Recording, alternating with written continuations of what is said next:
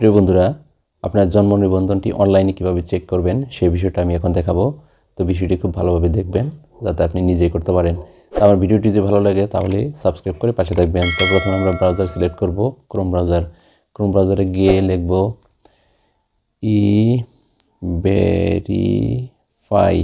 Verify লিখতে নিচে লিঙ্কটি চলে এসেছে।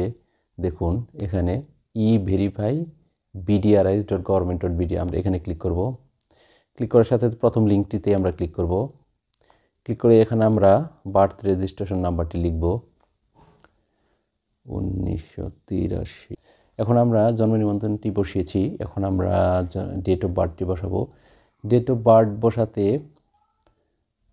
অফ বার্থ যখন বসাবো তখন আমরা বর্ষটা আগে লিখব, কারণ এখানে আমার ফরম্যাট দেওয়া আছে উপরে। এখানে দেখুন ফরম্যাট দেওয়া আছে, প্রথমে ইয়ার, তারপর মান্থ, তারপর ডে। তো ইয়ারটা আমি আগে বসাবো। তো এখানে আমরা ক্যালেন্ডার থেকে মার্চের 4 তারিখ আমরা সিলেক্ট করে দেব।